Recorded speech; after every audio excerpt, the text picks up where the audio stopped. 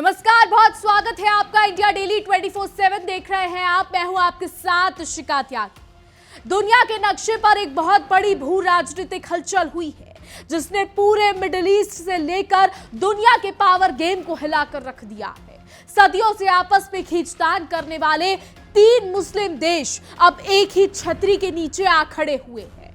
पाकिस्तान, तुर्की और सऊदी अरब ने मिलकर एक ऐसा सुरक्षा समझौता किया है जिसे अब दुनिया भर के एक्सपर्ट इस्लामिक नेटो का नाम दे रहे हैं। इस ऐतिहासिक और चौंकाने वाले समझौते पर शहर मक्का में दस्तखत किए गए। इस समझौते की सबसे सीधी और बड़ी शर्त यह रखी गई है कि तीनों में से किसी एक मुल्क पर हमला होता है तो उसे तीनों देशों पर हमला माना जाएगा। यानी अगर कोई एक देश टकराएगा तो बाकी दोनों देश अपनी पूरी सैन्य ताकत के साथ उसके बचाव में जंग के मैदान में उतर पड़ेंगे। लेकिन जैसे ही इस इस्लामिक नेटो का ढोल पीटा गया, वैसे ही ईरान ने सऊदी अरब को ऐसा करारा आईना दिखाया कि रियाद से लेकर इस्लामाबाद तक सन्नाटा पसर गया है। ईरान ने सीधे सीधे कह दिया है कि यह केवल एक कागजी पुलिंदा है जो तुम्हें किसी भी खतरे से बचा नहीं पाएगा। ईरान के सांसद और राष्ट्रीय सुरक्षा और विदेश नीति मामलों से जुड़े वरिष्ठ सदस्य ने बिना किसी लाग लपेट के सऊदी अरब पर तीखा तंज कसा है। उन्होंने साफ लहजे में कह दिया कि सालों तक अमेरिका के सामने घुटने टेकने और उसकी गोद में बैठने के बाद भी जब तुम्हारी सुरक्षा सुनिश्चित नहीं हो सकी तो फिर पाकिस्तान और तुर्की का सहारा लेकर तुम क्या कर लोगे। ये बात सऊदी को कही गई है। इब्राहिम रेजाई ने तो मक्का समझौते की धज्जियां उड़ाते हुए यह तक कह दिया कि अगर सऊदी अरब अपनी घमंडी और गलत नीतियों में सुधार कर ले तो उसे दुनिया के सामने अपनी सुरक्षा की भीख नहीं मांगनी पड़ेगी।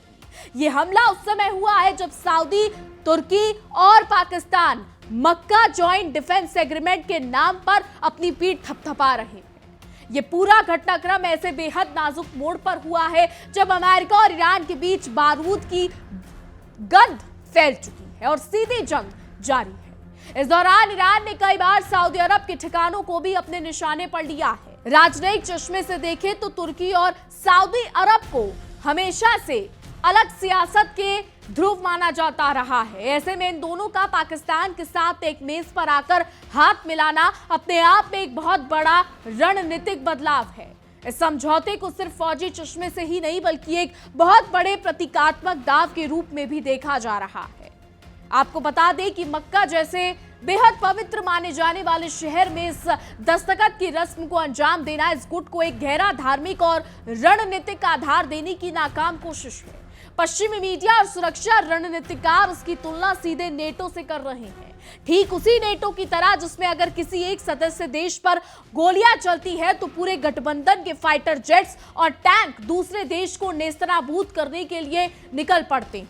याद कीजिए, यूक्रेन भी इसी नेटो के महापोश में बंधने का सपना देख रहा था और उसी डर के मारे रूस ने उस पर हमला करके पूरे यूरोप का नक्शा बिगाड़ दिया था। आज भी रूस यूक्रेन जंग को खत्म करने की सबसे पहली और बुनियादी शर्त यही है कि यूक्रेन कभी नेटो का हिस्सा नहीं बनेगा। ऐसे माहौल में इन 3 मुस्लिम मुल्कों का ये गठजोड़ काफी मायने रखता है। इसमें पाकिस्तान खुद को दुनिया का एकमात्र परमाणु संपन्न मुस्लिम देश बताकर अपनी धौंस जमाने की कोशिश करता है। लेकिन सिक्के का दूसरा पहलू ये भी है कि पाकिस्तान की खुद की जेब खाली है, अर्थव्यवस्था वेंटिलेटर पर है और कंगाली की कगार पर खड़ा पाकिस्तान सिर्फ मजहबी नरेटिव बेचकर अमीर अरब मुल्कों से डॉलर की भीख ऐंठने की फिराक में रहता है। इसी आर्थिक लाचारी और सुरक्षा के झूठ छलावे के चक्कर में पाकिस्तान लंबे समय से सऊदी अरब की जी हुजूरी में जुटा हुआ था। इस कागजी समझौते पर सऊदी के क्राउन प्रिंस मोहम्मद बिन सलमान, तुर्की के राष्ट्रपति एर्दोगान और पाकिस्तान के प्रधानमंत्री शहबाज शरीफ ने बड़े शान से दस्तखत किए। एक तरफ मिडिल ईस्ट में यह तमाशा चल रहा है, दूसरी तरफ रूस और यूक्रेन की जंग के बीच एक नया और भयानक परमाणु तूफान दस्तक देता दिख रहा है। अमेरिकी खुफिया एजेंसियों की ताजा रिपोर्ट ने वॉशिंगटन के हुक्मरानों की नींद उड़ा दी है। अमेरिकी असेसमेंट के मुताबिक रूसी राष्ट्रपति व्लादिमीर पुतिन आने वाले सालों में नेटो की असली ताकत और उसकी एकजुटता को परखने के लिए किसी छोटे नेटो देश पर एक सीमित फौजी हमला कर सकते हैं। ये खबर ऐसे वक्त में सामने आई है जब अमेरिका का खुद का हथियारों का जखीरा खाली हो रहा है, लेकिन अमेरिकी एजेंसियां पूरी दुनिया में खतरे का ढिंडोरा पीटने में कोई कसर नहीं छोड़ रही। मीडिया रिपोर्ट्स के मुताबिक डोनाल्ड ट्रंप अब बौखला गए हैं और पुतिन का यह कदम कोई पूर्ण युद्ध छेड़ने के लिए नहीं होगा, बल्कि नेटो के सबसे पवित्र सिद्धांत यानी आर्टिकल 5 की हवा निकालने का एक खतरनाक टेस्ट होगा। अमेरिकी आकलन का दावा है कि पुतिन का अगला निशाना बाल्टिक देश, लात्विया, लिथुआनिया, एस्टोनिया या फिर पोलैंड हो सकते हैं। रिपोर्ट्स में कहा जा रहा है कि रूस साइबर हमलों से लेकर सीमाओं में सीमित फौजी घुसपैठ जैसे हथकंडों पर विचार कर रहा है, जो तनाव तो बढ़ाएंगे लेकिन नेटो को सीधे बड़े युद्ध का बहाना नहीं देंगे। हालांकि सिर्फ रिपोर्ट्स है, कोई आधिकारिक पुष्टि नहीं है। इसी साजिश की एक बानगी हाल ही में जर्मनी में भी देखने को मिली है, जब एक एयरपोर्ट के कार्गो एरिया से विस्फोटकों से लैस एक बेहद खतरनाक ड्रोन बरामद किया गया। अमेरिकी खुफिया तंत्र का दावा है कि इस ड्रोन के तार सीधे रूसी खुफिया एजेंसी से जुड़े हुए थे।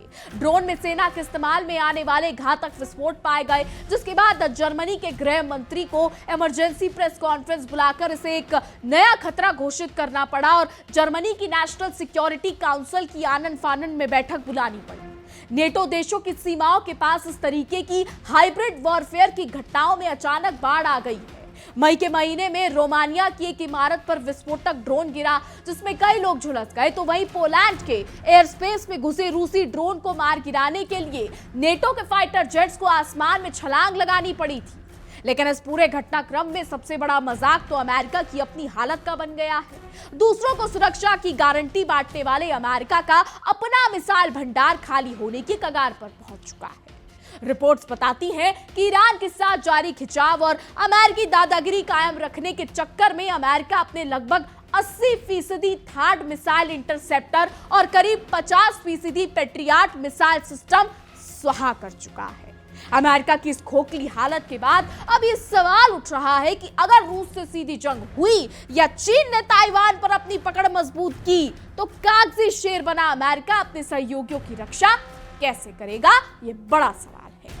हालांकि अपनी वसीयत होते देख अमेरिकी राष्ट्रपति डोनाल्ड ट्रंप साहब ने हर बार की तरह अपनी चिरपरिचित अंदाज में सीना ठोकते हुए दावा किया है कि अमेरिका के पास अब हथियारों का कोई आकाल नहीं है और अमेरिकी हथियार फैक्ट्रियां दिन रात गोला बारूद उगल रही हैं। लेकिन जमीनी हकीकत यह है कि रूस और यूक्रेन के बीच जारी खूनी खेल को रोकने की तमाम कूटनीतिक कोशिशों की बाद भी वो कोशिशें पूरी तरीके से ठप हो चुकी है।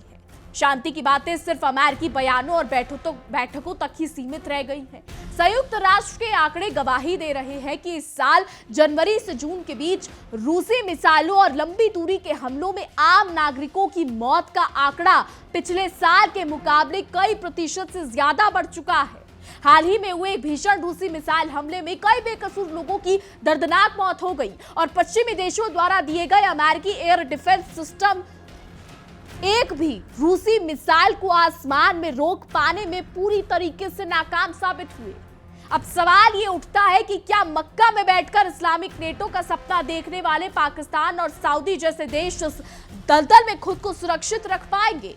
ईरान के तीखे बयानों ने साबित कर दिया है कि कागजी वादों और खोखले गठजोड़ से किसी मुल्क की हिफाजत नहीं होती। दुनिया इस वक्त बारूद के ढेर पर बैठी है, जहां एक तरफ अमेरिका का खोखला होता हथियार भंडार उसकी दादागिरी की पोल खोल रहा है, वहीं दूसरी तरफ पाकिस्तान जैसे कंगाल मुल्क अपनी कंगाली छिपाने के लिए नए नए गुट बनाने का ढोंग रच रहे हैं। विश्लेषण साफ है, ना अमेरिका का झूठा भरोसा काम आएगा, ना ही कागजी समझौते किसी की जान बचा पाएंगे। इस पूरे घटनाक्रम ने अब दक्षिण एशिया के शांति और शक्ति संतुलन में भी एक नया तनाव घोल दिया है। आपको बता दें, कंगाली से बदहाल पाकिस्तान की मंशा इस समझौते की आड़ में सिर्फ अपनी ढाल मजबूत करने की नहीं, बल्कि भारत के खिलाफ एक नया रणनीतिक दबाव बनाने की है। लेकिन इतिहास गवाह है कि जो देश दूसरों के टुकड़ों पर पलता हो और अपनी संप्रभुता का सौदा विदेशी तिजोरियों में करता हो, वो सिर्फ कागजी शेरों का झुंड बना सकता है। पाकिस्तान का सोचना है कि सऊदी का पैसा और तुर्की के हथियार उसे अजय बना देंगे, पर यह उसकी सबसे बड़ी भूल है। अब नई दिल्ली की कूटनीति इतनी अजीब नहीं है कि वो जानती है कि सऊदी अरब के साथ भारत के व्यापारिक और रणनीतिक रिश्ते किस किसी एक कागजी दस्तखत में रातों रात खत्म नहीं होने वाले हैं।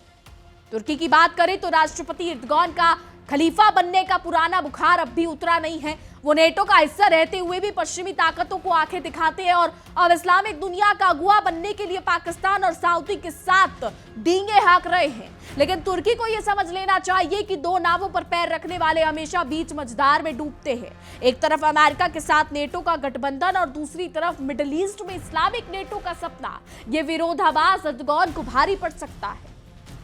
वही अमेरिका की बात करें तो उसकी कथनी और करनी का अंतर अब पूरी दुनिया के सामने आ चुका है। जो अमेरिका खुद को दुनिया का ठेकेदार समझता था, आज उसकी हालत ऊंची दुकान और फीका पकवान जैसी हो गई है।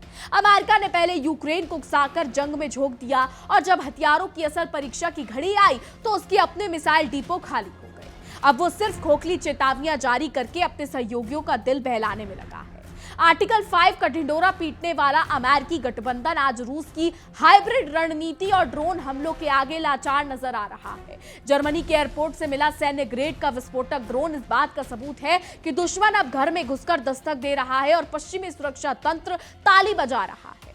ईरान ने जिस तरह से सऊदी अरब को आईना दिखाया है, उसने ये साफ कर दिया है कि मिडल ईस्ट की शिया सुन्नी सियासत इतनी आसान नहीं है।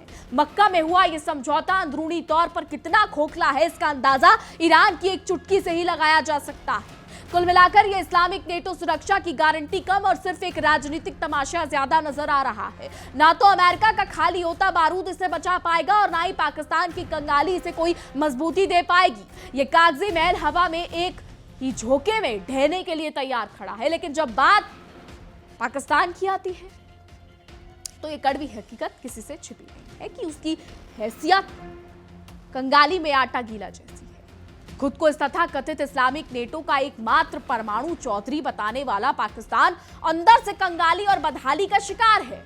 वो सिर्फ मजहबी जज्बात को बेचकर अमीर अरब मुल्कों की जेब से डॉलर बटोरने की फिराक में रहता है।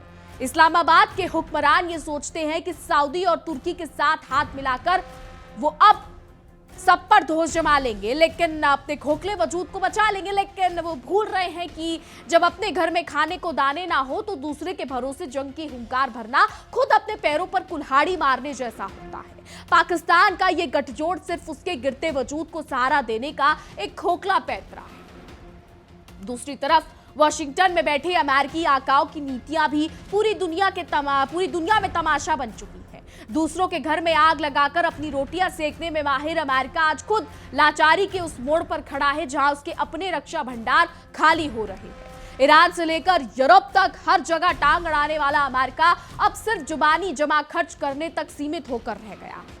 अमेरिकी खुफिया तंत्र पूरी दुनिया को रूस और चीन के नाम पर डराने की कोशिश करता है, लेकिन जब अपने सहयोगियों को सुरक्षा देने की बात आती है तो अमेरिका 9-2-11 होने में 1 मिनट का समय भी नहीं लगाता।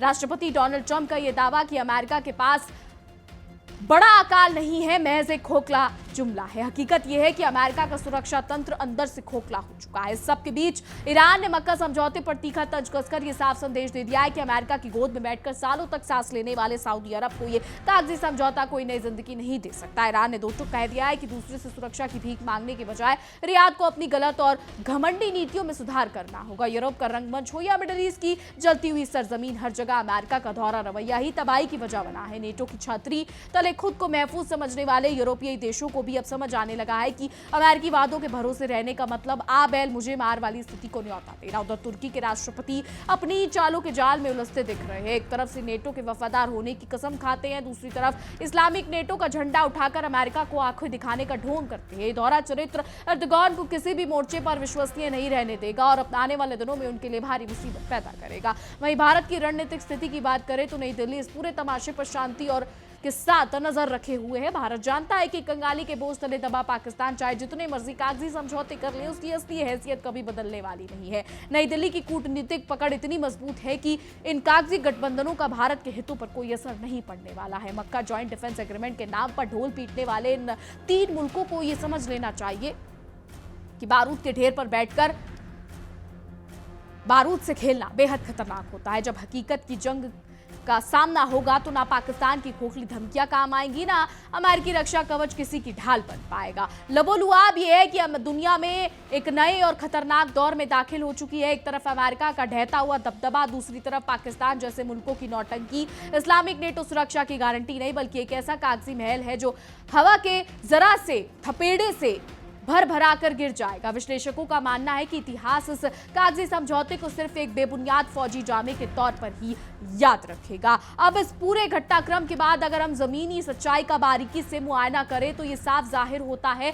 कि पाकिस्तान की हालत घर में नहीं दाने अम्मा चली भुनाने जैसी हो चुकी है। अपनी आवाम को बुनियादी सहूलियतें देने में पूरी तरह नाकाम रहा पाक अब इस्लामाबाद नेटो का ढोल पीटकर अपनी आवाम की आंखों में धूल झोंकने की कोशिश कर रहा है। पाकिस्तान के हुक्मरान और फौजी आका ये अच्छी तरह जानते हैं कि उनके पास ना तो जंग लड़ने का बजट है और ना ही अपनी सेना को आधुनिक बनाए रखने की ताकत। ऐसे में सऊदी अरब की तिजोरी और तुर्की के ड्रोन के दम पर अपनी पीठ थपथपाना सिर्फ एक ख्याली पुलाव पकाने जैसा है जिसकी कोई जमीनी हकीकत नहीं है। दूसरी ओर खुद को पूरी दुनिया का ठेकेदार और पुलिस समझने वाला अमेरिका अपनी ही चालों में बुरी तरीके से फंस चुका है। अमेरिका ने दशकों तक पूरी दुनिया में बांटो और राज करो की नीति चलाई थी। आज वही नीति उसके गले की हड्डी बन चुकी है। दूसरों को लोकतंत्र और सुरक्षा का पाठ पढ़ाने वाला वॉशिंगटन आज खुद मिसाइलों की भारी किल्लत से जूझ रहा है। अमेरिका की लाचारी अब पूरी दुनिया के सामने बेपर्दा हो चुकी है। यूक्रेन को रूस के सामने आगे करके खुद तमाशा देखने वाला अमेरिका अब अपने सहयोगियों को सिर्फ खोखले वादे ही दे सकता है। जब बात खुद के हथियारों की आपूर्ति पर आती है तो अमेरिकी हुक्मरान बंगले झांकने लगते हैं और सिर्फ खोखले बयानों से काम चलाने की कोशिश करते हैं। ईरान ने जिस आक्रामकता और निडरता के साथ सऊदी अरब को लताड़ा है उसने पूरे मिडिल ईस्ट के शक्ति संतुलन को झकझोर कर रख दिया है। ईरान का ये दो टुक संदेश के कागजी समझौते आपको बचा नहीं सकेंगे। इस बात का साफ सबूत है कि इस क्षेत्र में सिर्फ कागजी दस्तखत से किसी की सुरक्षा की गारंटी नहीं दी जा सकती। तुर्की के राष्ट्रपति एर्दोगान का रवैया भी इस पूरे मामले में थाली का बैंगन जैसा नजर आता है। वो एक तरफ तो नेटो के मंच पर बैठकर पश्चिमी देशों से फायदे उठाने की जुगत में रहते हैं तो दूसरी तरफ इस्लामिक नेटो का राग अलाप कर मुस्लिम दुनिया का मसीहा बनने का नाटक करते हैं। एर्दोगान की दोहरी नीति आने वाले समय में उनके अपने देश के लिए ही भारी मुसीबत खड़ी कर सकती है। तो यूरोपीय देश की बात करें तो पोलैंड, रोमानिया और जर्मनी जैसे नेटो सदस्य अब बेहद खौफ के साए में जीने को मजबूर है। जो अमेरिका के भरोसे ये देश रूस के से पंगा ले रहे थे उसी अमेरिका का रक्षा भंडार अब खाली हो रहा है। ऐसे में इन देशों को अब समझ आने लगा है कि अमेरिका के भरोसे रहना आसमान से गिरा खजूर में अटका जैसी स्थिति में फंसना है। इस पूरी उथल पुथल के बीच आपको बता दें भारत एक चट्टान की तरह स्थिर है और मजबूत खड़ा है। नई दिल्ली जानती है कि पाकिस्तान का ये नया पैतरा सिर्फ एक राजनीतिक ढोंग है। भारत की सैन्य क्षमता, आर्थिक ताकत और कूटनीतिक पहुंच इतनी विशाल है कि ऐसे 3 देशों की कागजी समझौते भारत के रुख और उसकी रणनीति को एक इंच भी डिगा नहीं सकते। मक्का जैसे शहर में हुए इस समझौते का ढोल चाहे जितने मर्जी जोर शोर से पीटा जाए लेकिन जब हकीकत के मैदान में आंच आएगी तब इन तीनों देशों के अपने अपने हित एक दूसरे से टकराने लगेंगे। ना सऊदी अपनी तिजोरी खाली करेगा, ना तुर्की अपनी सेना को जोखिम में डालेगा और पाकिस्तान तो पहले से ही कंगालिस्तान है, कंगाली पर टिका हुआ है तो वो तो क्या ही करेगा। तो अंतिम निष्कर्ष यही निकलता है कि दुनिया इस वक्त एक बहुत बड़े बदलाव के दौर से गुजर रही है जहां एक तरफ अमेरिका की खोखली होती दादागिरी का अंत हो रहा है, दूसरी तरफ पाकिस्तान जैसे मुल्कों के ड्रामे की पोल खुल रही है। ये इस्लामिक नेटो सिर्फ एक कागजी गुब्बारा है जो वक्त की जरा सी सुई चुभते ही हवा में फट जाएगा और इतिहास के पन्नों में सिर्फ एक नाकाम ड्रामे के तौर पर दर्ज होकर रह जाएगा। तो पाकिस्तान की इस पूरी कवायद को अगर एक जुमले में समेटा जाए तो ये खिसियानी बिल्ली खंबा नोचे से ज्यादा कुछ नहीं है। अपनी अर्थव्यवस्था को पटरी पर लाने में पूरी तरह नाकाम रहने के बाद इस्लामाबाद के हुक्मरानों को लगा कि मक्का में जाकर दस्तखत करने से उनकी किस्मत का ताला खुल जाएगा, लेकिन दुनिया जानती है कि जिसके पास अपनी आवाम को खिलाने का बजट ना हो वो दूसरों की हिफाजत का ठेका कैसे ले सकता है। दूसरी तरफ अमेरिका की हालत भी अब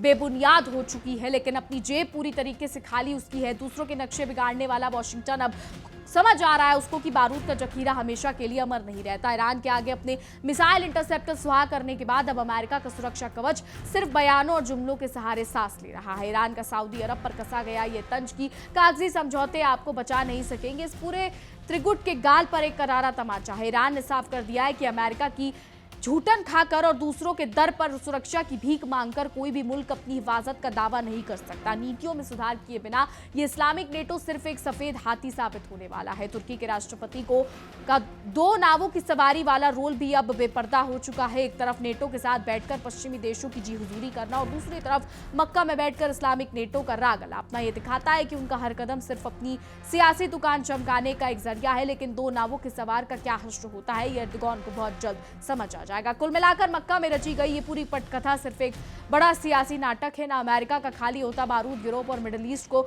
बचा पाएगा और ना ही पाकिस्तान की कंगाली से उपजा ये इस्लामिक नेटो टिक पाएगा। ये समझौता सिर्फ कागजी पन्नों की शोभा बढ़ाएगा, जबकि हकीकत के मैदान में इसकी हैसियत ताश के पत्तों के महल से ज्यादा कुछ भी नहीं होगी। तो आने वाला समय बताएगा कि क्या होता है। फिलहाल हमारी आज की रिपोर्ट में बस इतना ही। तमाम खबरों के लिए देखते रहिए इंडिया डेली 24/7। देखिए इंडिया डेली 24/7 अब आपके स्मार्ट टीवी पर। इंडिया डेली मौजूद है सभी डिजिटल प्लेटफॉर्म पर लाइव और लगातार। इंडिया डेली 24/7 हर दिन राष्ट्र को समर्पित।